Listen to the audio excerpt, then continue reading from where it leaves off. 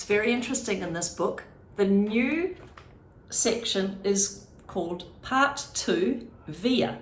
So now this is not Augie talking, this is Via talking. For above the world, planet Earth is blue, and there's nothing I can do. That's a line from a song by a musician called David Bowie, who's one of my favorite singers and musicians. A tour of the galaxy. August is the sun. Me and Mum and Dad, we're the planets orbiting the sun. And the rest of our family and friends are asteroids and comets floating around the planets orbiting the sun. The only celestial body that doesn't orbit August, the sun, is Daisy the dog. And that's only because, to her little doggy eyes, August's face doesn't look any different to any other human face. To Daisy, all our faces look alike, as flat and pale as the moon. Oh, I love the way the authors use that description. So Augie is the sun. I'm used to the way this universe works. I've never minded, because it's all I've ever known. I've always understood that August is special, and he has some special needs. If I was playing too loudly and he was trying to take a nap, I knew I'd have to play something else because he needed his rest after some procedure or operation that he had had and had left him weak and in pain. If I wanted Mum and Dad to watch me play soccer, I knew that 9 times out of 10, they'd miss it because they were busy shuttling August to speech therapy. Remember, he had a cleft palate, or physical therapy, or a news specialist, or a surgery. Mum and Dad would always say I was the most understanding little girl in the world.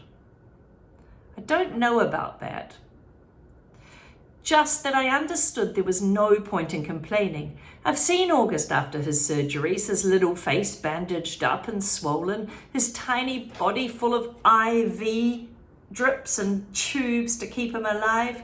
After you've seen someone else going through that, it feels kind of crazy to complain over not getting a toy you'd asked for, or your mum missing a school play. I knew this even when I was 6 years old. No one told me that. I just knew it. So I've gotten used to not complaining, and I've gotten used to not bothering Mum and Dad about little stuff. I've gotten used to figuring things out on my own as well. How to put toys together, or how to organize my life so I don't miss a friend's birthday party. How to stay on top of schoolwork, and so I never fell behind in class. I've never asked for help with my homework. Never needed reminding about finishing a project or bringing my swimming clothes or studying for a test. If I was having trouble with a subject in school, I'd go home and study it until I figured it out on my own. I taught myself how to convert fractions into decimal points. But I went online and did it. I've done every school project pretty much by myself. When Mum or Dad ask me how things are going in school, I've always said, good. And even when it hasn't always been so good. My worst day, worst fail, worst headache, worst bruises, worst cramp, worst mean thing anyone could say to me has always been nothing compared to what August has gone through. This isn't me being noble, by the way. It's just the way I know it is. And this is why it's always been for me, for the little universe of us. And this is, sorry about that. And this is the way it's always been for me, for the little universe of us. But this year, there seems to be kind of a shift in the cosmos. The galaxy is changing. Planets are falling out of alignment. Before August. I honestly don't remember my life before August came to it. I look at the pictures of me as a baby and see Mum and Dad smiling so happily and holding me. I can't believe how much younger they look back then. Dad was a real hipster dude, and Mum was this cute little Brazilian fashionista. That means she's really fashionable. There's one shot of me on my 3rd birthday. Dad's right behind me and Mum's holding the cake with 3 lit candles. And in the back, there's Tara, Papa, Gran, Uncle Ben, Aunt Kate, and Uncle Poe. Everyone's looking at me and I'm looking at the cake. And you can see in the pictures how I really was the first child, the first grandchild, the first niece. I didn't remember what it felt like, of course, but I can see as plain as can be on those pictures. I'm the first for everyone and they love me. I don't remember the day they brought August home from the hospital. I don't remember what I said or did or felt when I saw him the first time, though everyone has their own story about it. Apparently, I just looked at him for a long time without saying anything, and then I finally said, "It doesn't look like Lily." That was the name of the doll that Grans had given me when Mum was pregnant. So I could practice being a big sister. It was one of those dolls that was incredibly lifelike, and I had carried it everywhere for months, changing its diaper, feeding it. I'm told I even made a baby sling for it. The story goes that after my initial reaction to August, it took only a few minutes, according to Grans, or a few days, according to Mum, before I was all over him, kissing him, cuddling him, baby talking him. And after that, I never so much as touched or mentioned baby Lily again, because I loved Augie so much. I never used to see August the way other people saw him. I knew he didn't look exactly normal, but I didn't understand why strangers seemed to be shocked when they saw him. Horrified, sickened, even sometimes scared. There are so many words I can use to describe the looks on people's faces. And for a long time I didn't get it. I just got really mad. Mad when they stared, mad when they looked away. "What the heck are you looking at?" I'd say to people when I was small, even grown-ups. Then, when I was about 11, I went to stay with Grans. And she lived in a different place for about 4 weeks while Augie was having a big jaw surgery. This is the longest I'd ever been away from home, and I have to say, it was amazing to suddenly be free of all the stuff that made me so mad. No one stared at Grans and me when we went to town to buy groceries. No one pointed. No one even noticed us. That wasn't the case when we were with Augie. Grans was one of those grandmothers who does everything with their grandkids. She'd run to the ocean if I asked her to, even if she had nice clothes on. She'd let me play with her makeup and she didn't mind if I used it on my face or I practiced my face painting skills. She'd take me for ice cream even if we hadn't had our dinner yet. I've lost my place. She'd draw chalk horses on the sidewalk in front of her house, and one night when we were walking back from town, I told her that I wished I could live with her forever. I was so happy there. I think it might have been the best time of my life. Coming home after 4 weeks felt very strange at first. I remember very vividly stepping through the door and seeing August running over to welcome me home. And for this tiny fraction of a moment, I saw him not in the way I'd always seen him, but in the way other people saw him. It was only a flash, an instant, while he was hugging me, so happy that I was at home. But it surprised me, because I'd never actually seen him like that before. I didn't notice. I was so used to him that I didn't even notice him. And I'd never felt what I was feeling before either, a feeling I hated myself for having at that moment. But I had it. But as he was kissing me with all his heart, all I could see was the drool coming down on his chin. And suddenly there I was, like all those people who stared and had to look away. I was horrified. I was sickened. I was scared. Thankfully, it only lasted a second. The moment I heard August laughing, his raspy little laugh, it was over. Everything was way back the way it had been before. But it had opened a little door in my heart and mind for me, a little peephole. And on the other side of the peephole, there were 2 Augusts, the one I saw blindly not noticing anything about him, and then the other one that people saw. I think the only person in the world I could have told this to was Grans, but I didn't. It was too hard to explain it over the phone. I thought maybe when she came for Thanksgiving, I'd tell her what I felt. But just 2 months after I stayed with her, my beautiful Gran died. It was so completely out of the blue. Apparently she checked herself into hospital because she was feeling a bit sick. Mum and I drove out to see her, but it's a 3-hour drive from where we lived, and by the time we got to the hospital, Gran was gone. She'd had a heart attack. Just like that. So strange how one day you can be on this earth and the next day not. Where did she go? Will I ever actually see her again? Or is that all a fairy tale? You see, in the movies and TV shows where people receive horrible news in hospitals, both for us, with all our many trips to the hospital with August, there'd always been good outcomes. What I remember the most from the day Grans died is Mum literally crumpling to the floor in a slow heaving sob, holding her stomach like someone had just punched her. I've never ever seen Mum like that, never heard sounds like that come out of her. Even though all of August's surgeries, Mum always could put on a brave face. On my last day with Grans, she and I had watched the sunset on the beach. We'd taken a blanket to sit on and it had gotten really chilly, so we wrapped it around us and cuddled and talked until there wasn't even a sliver of sun left over the ocean. Then Gramps told me that she had a secret to tell me. She loved me more than anyone else in the world. Even August, I asked?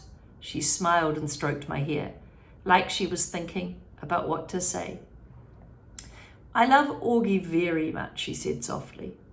But I can still remember her Portuguese accent because they're from Brazil. They speak Portuguese there. The way she rolled her R's. But he has many angels looking out for him already. Via, and I want you to know that you have me looking out for you. Okay? I want you to know that you are number one for me. You are... She looked out at the ocean and spread her hands out like she was trying to smooth out the waves. You are my everything. You understand, Via? My everything. I did understand her, and I knew what she said. It was that she said it, and it was a bit of a secret. Grandmothers aren't supposed to have favorites. Everyone knows that, but after she died, I held on to that secret and let it cover me like a blanket. I know some of you have been talking about that sort of language. I let it cover me like a blanket. She wasn't really being covered like a blanket, it's the feeling. August through the peephole, remember? He got a little taste of what it was like for August, to understand from other people's point of view, seeing August. His eyes are about an inch. Oh, here we go. You might want to get your blue notebooks out if you're watching this in my class, because you might want to do some sketching. His eyes are about an inch below where they should be on his face, almost to halfway down his cheeks. They slant downward at an extreme angle, almost like diagonal slits that someone has cut into his face. The left one is noticeably lower than the right one. They bulge outwards because his eye cavities are too shallow to accommodate the eyeballs. The top eyelids are always halfway closed, like he's on the verge of sleeping. The lower eyelids sag so much that they almost look like a piece of invisible string is pulling them downwards. You can see the red part of the inside of his eyelids, like they're almost inside out. He doesn't have eyebrows, nor eyelashes. His nose is disproportionately big to his face and kind of fleshy. His head is pinched in on the sides where the ears should be, like someone used giant pliers and crushed the middle of his face. He doesn't have cheekbones. There are deep creases running down both sides of his nose to his mouth, which gives him a waxy appearance. Sometimes people assume that he's been burned in a fire, and his features look like they've been melted, like the drippings of the side of a candle. Several surgeries to correct his lip have left a few scars around the mouth. The most noticeable one being a jagged gash running from the middle of his upper lip to his nose. His upper teeth are small, and they splay out. They're not straight like ours. He has a severe overbite. We know that because he talks about eating like a turtle. Can you see there? Overbite is when the front jaw goes forward. He has a very small chin. And when he was very little, before a piece of his hip bone was surgically implanted into his lower jaw, he really had no chin at all. His tongue would just hang out of his mouth with nothing underneath to block it. Thankfully, it's better now. He can eat at least. When he was younger, he had to have a feeding tube into his stomach. And he can talk. And he's learned to keep his tongue inside his mouth, though that took him several years to master. He has learned to control the drool that used to run down his neck. These are all considered miracles. When he was a baby, the doctor did not think that he would live. He can hear too. Most kids born with these types of birth defects have problems with their middle ears that prevent them from hearing. But so far, August can hear well enough through his tiny cauliflower-shaped ears. The doctors think that eventually he'll need to wear some hearing aids though. August hates the thought of this. He thinks the hearing aids will get noticed too much. I don't tell him that the hearing aids would be the least of his problems, of course, because I'm sure he already knows this. Then again, I'm not really sure what August knows and doesn't know, what he understands, what he doesn't understand. Does August see how other people see him? Or has he gotten so good at pretending not to see that it doesn't actually bother him? Or does it bother him? When he looks in the mirror, does he see the Augie mum and dad see, or does he see the Augie that everyone else sees? Or is there another Augie he sees, someone in his dreams behind the misshapen head and the face? Sometimes when I look at Grans, I could see the pretty girl she used to be underneath all the wrinkles when she's older. I could see the girl from Ipanema inside the old lady walking. Does August see himself as he might have looked without that single gene that caused the catastrophe on his face? I wish I could ask him this stuff. I wish he would tell me how he feels. He used to be easier to read. You know, your emotions, you can read the emotions before the surgery. You knew that when his eyes were squinted, he was happy. When his mouth went straight, he was mischievous. When his cheeks trembled, that he was trying to cry. He looks better now, no doubt about that, but the signs we used to gauge his moods are all gone. There are new ones, of course. Mum and Dad can read every single one, but I'm having trouble keeping up with his changing facial expressions. And there's a part of me that doesn't really want to try. Why can't he just say what he's feeling like everyone else? He doesn't have a track tube in his mouth anymore that keeps him from talking. His jaw's not wired shut. He's 10 years old. He can just use his words, but we circle around him like he's still the baby he used to be. We change plans, go on plan B, interrupt conversations for him, go back on promises depending on his moods, his whims, his needs. That was fine when he was little, but he needs to grow up. We need to let him, help him, make him grow up. Here's what I think. We've spent so much time trying to make August think he's normal that he actually does think he's normal. And the problem is, he's not. Remember, that's Via's point of view. Maybe you can turn and tell your neighbor how you think Via's feeling right now that August's 10. And remember, it's really important to remember she's also starting high school, which is a really challenging time and full of emotion for her. How do you think she's feeling now?